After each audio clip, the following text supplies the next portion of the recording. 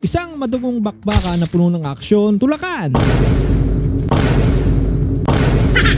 pisikalan at mga clutch na tira ang namayani sa Smart Araneta Coliseum matapos itakas ng Barangay Ginebra, San Miguel ang isang dikit na panalo laban sa Converge Fiber Rexers upang formal na makuha ang upuan sa PBA Semifinals. Sa unang quarter pa lang, ramdam na ang tensyon ng isang do-or-die game. Agad na nagpakitang gilas ang veteranong si Japet Aguilar na umiskor ng unang 4 na puntos ng Kings. Ngunit hindi nasindak ang Converge at sa pamamagitan ng mainit na shooting ni Caralipio, nakuha ng Fiber Rexers ang maagang 6-point lead. Hindi rin nakaligtas ang laro sa init ng ulo ng magkasa ng tulakan sina RJ Abarrientos at De Los Santos sa huling minuto ng unang quarter na agad namang naapula ng mga referee. Pagpasok ng second quarter, high flying action at beast mode, niyanig ni Aguilar ang ring sa isang dambuhalang monster dunk na nagpaugong sa buong Araneta. Sinundan ito ng sunod-sunod na tres ni Jason David at Stephen Holt. Gayunpaman, mabilis na sumagot ang Converge sa pamamagitan ng 11-2 run sa pangunguna ni Concepcion upang agawin ang bentahe sa halftime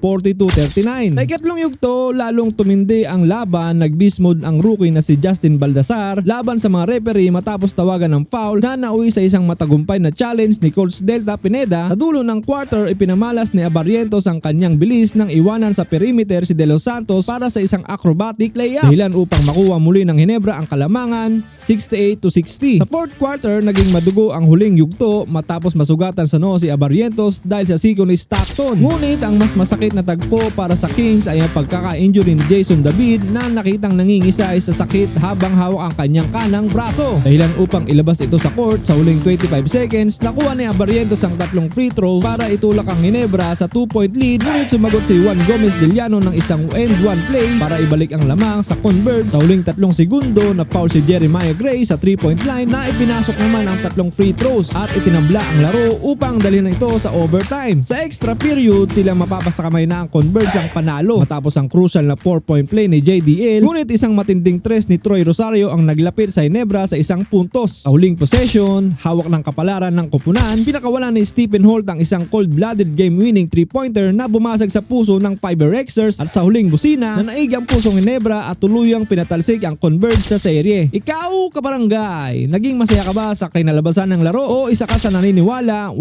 ang kalaban ng Converge?